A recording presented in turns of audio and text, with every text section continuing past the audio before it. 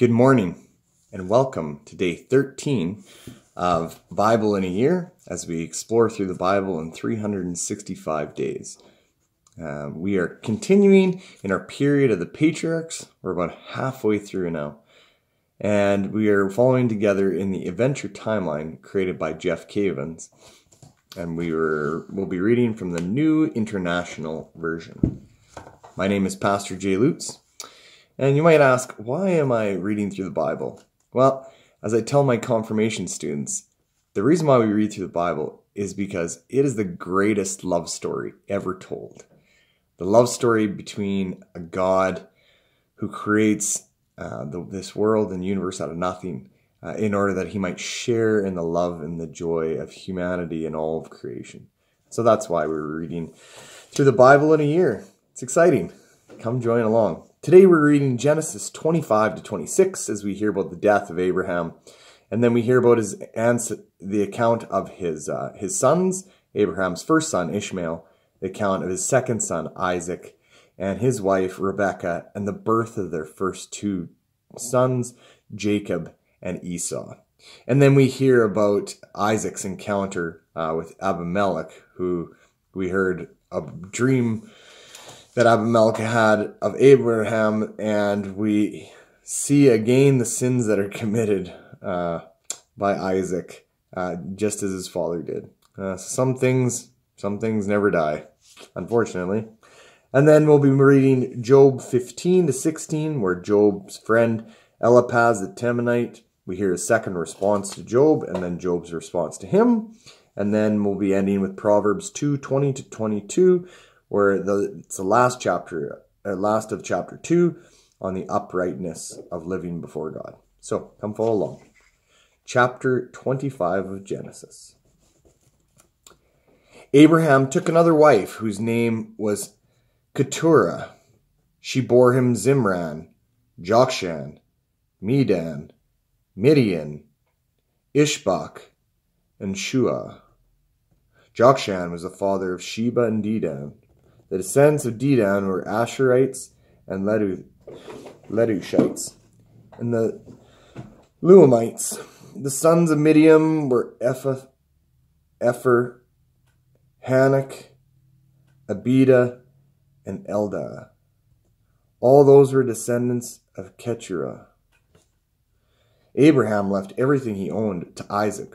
But while he was still living, he gave gifts to the sons of his concubines and sent them away from his son Isaac to the land of the east.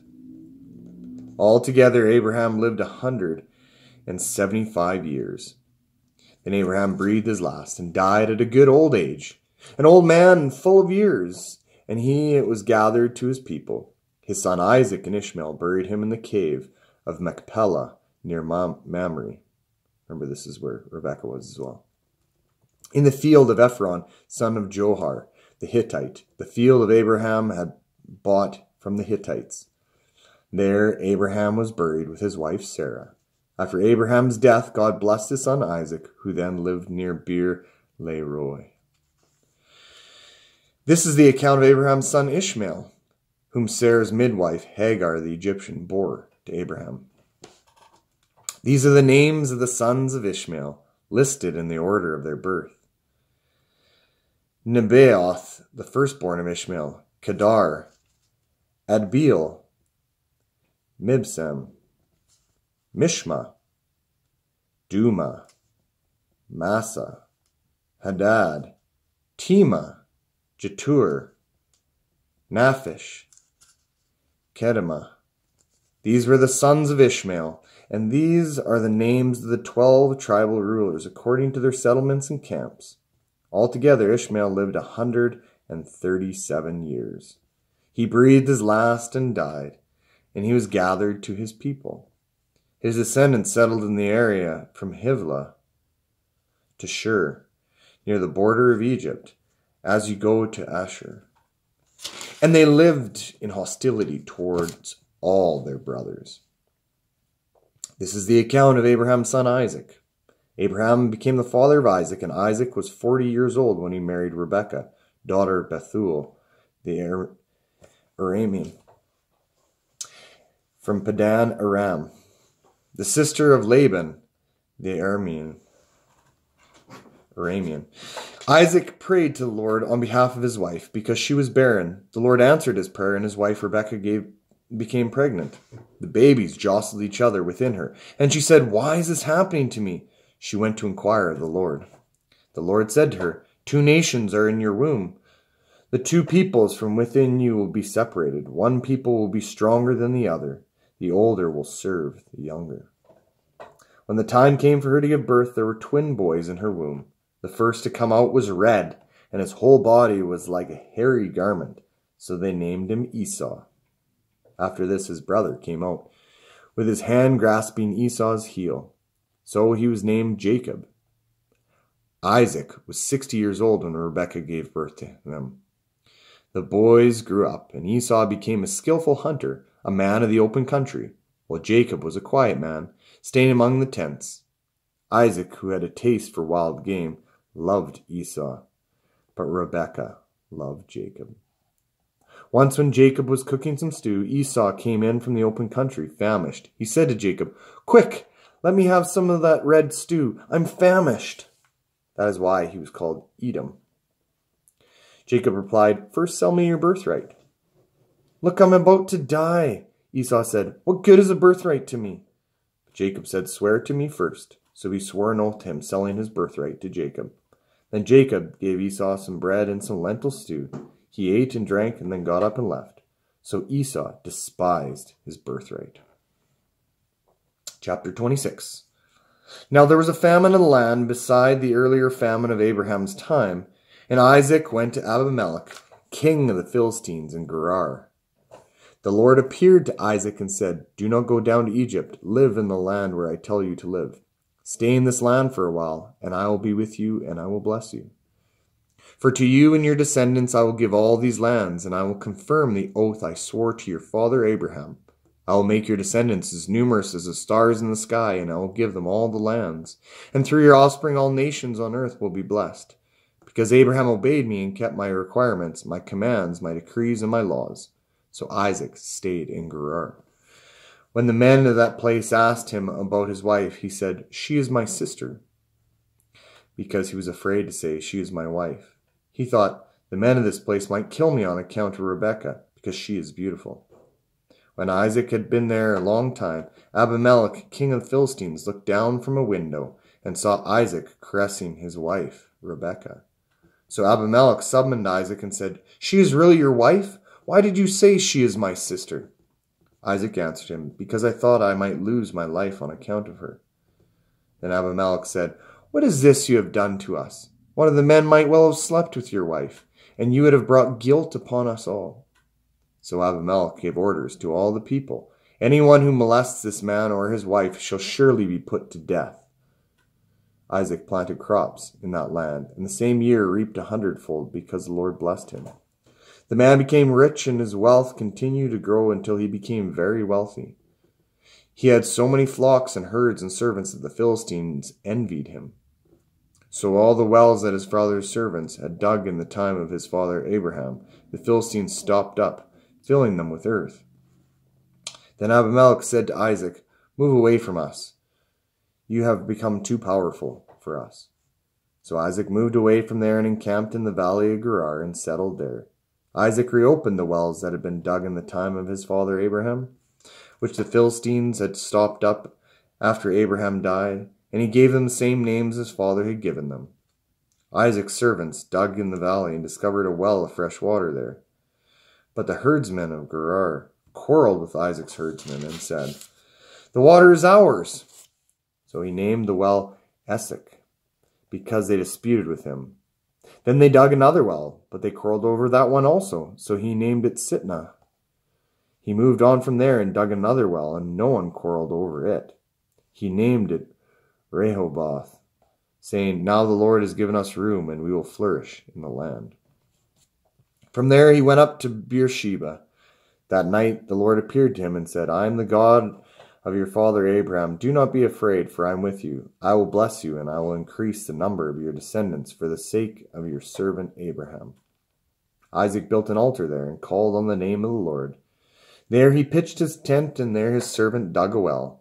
Meanwhile, Abimelech had come to him from Gerar with Ahuzeth, his personal advisor, and Phicol, the commander of his forces. Isaac asked him, "Why have you come to me, since you were hostile to me and sent me away?" They answered, "We saw clearly the Lord has been with you. So we said, there ought to be a sworn agreement between us. Between us and you, let us make a treaty with you, that you will do us no harm, just as we did not molest you, but always treated you well and sent you away in peace. And now you are blessed by the Lord." Isaac then made a feast for them, and they ate and drank. Early the next morning the men swore an oath to each other. Then Isaac sent them on their way, and they left him in peace. That day Isaac's servants came and told him about the well they had dug. They said, "We found water." He called it Sheba. And to this day the name of the town has been Beersheba. When Esau was 40 years old, he married Judith, daughter of Beeri the Hittite, and also Basemath, daughter of Elon the Hittite. They were a source of grief to Isaac and Rebekah. Our next reading is from Job 15 to 16. Then Eliphaz the Temanite replied, "Would a wise man answer with empty notions, or fill his belly with the hot east wind? Would he argue with useless words, with speech that has no value? But you even undermine piety and hinder devotion to God. Your sin prompts your mouth.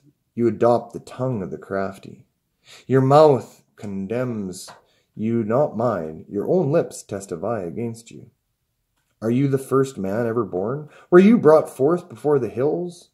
Do you listen in on God's counsel? Do you limit wisdom to yourself? What do you know that we do not know? What insights do you have that we do not have? The gray-haired and the aged are on our side, men even older than your father. Are God's consolations not enough for you?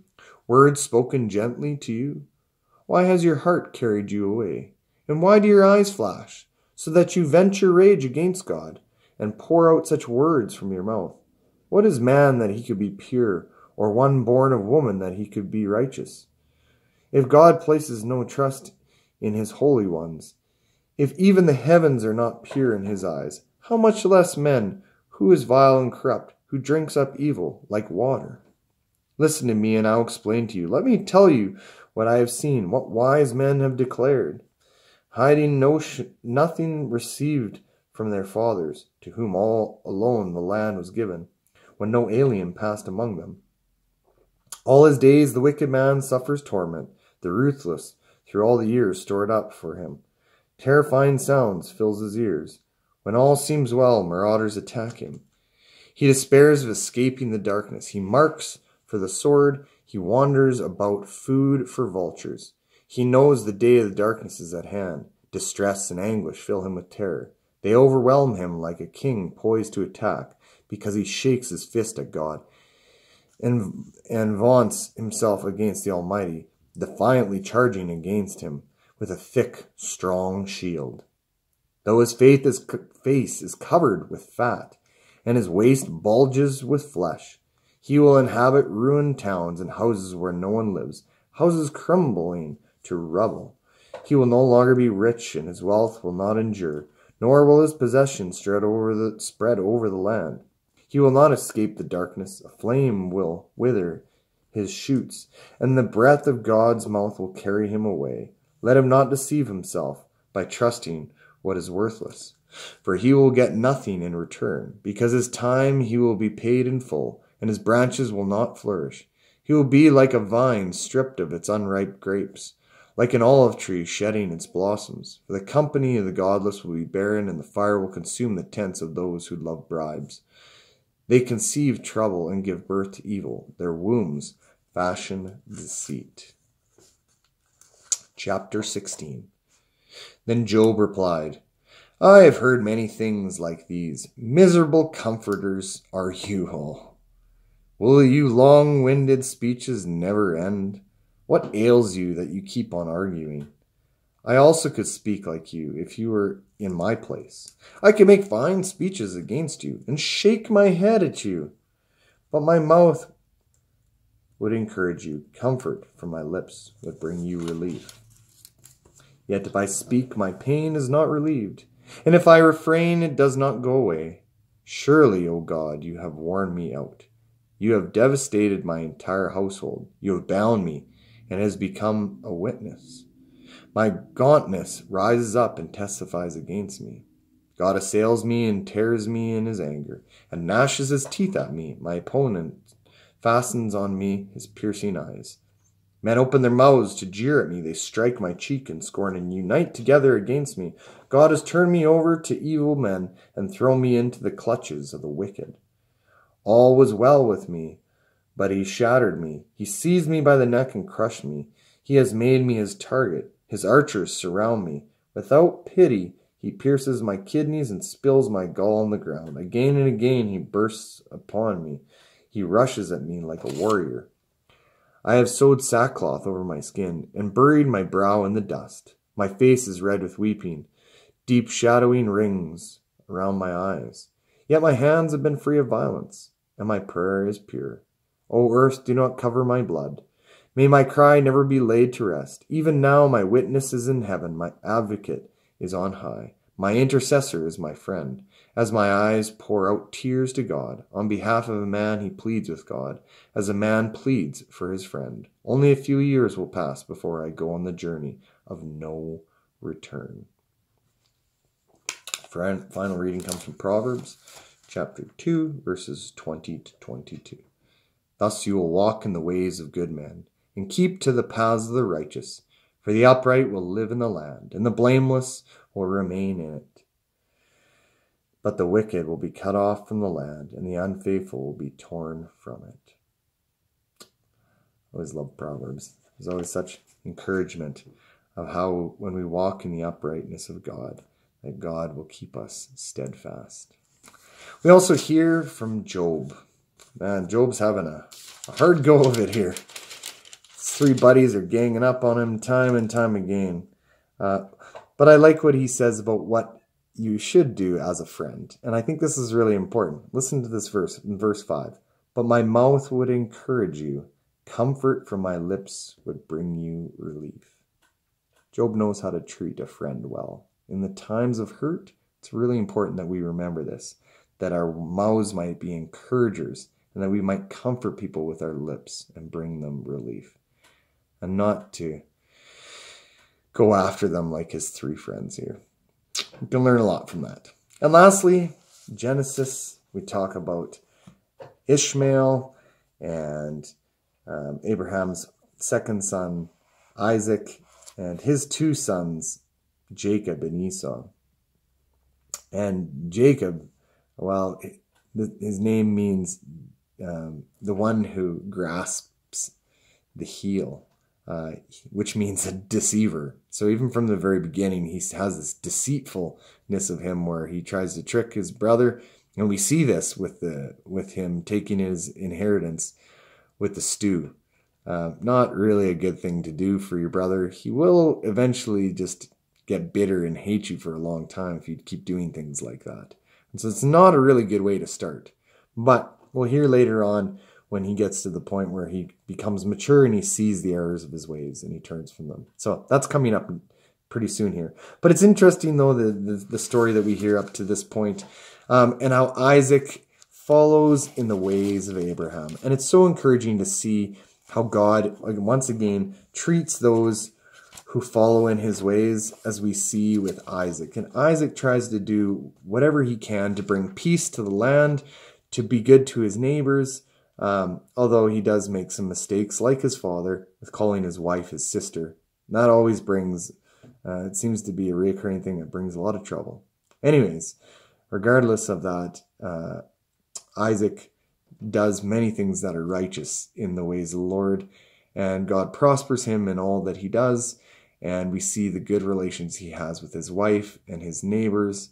And it's very encouraging. Because of it, he gets fresh water. And that's a sign of how when we endure, when we work alongside with God, eventually, like we'll see with Job soon, that God gives to those who receive him fully. May you receive him fully. May you learn from this love story the goodness of God. Have a wonderful day. Goodbye.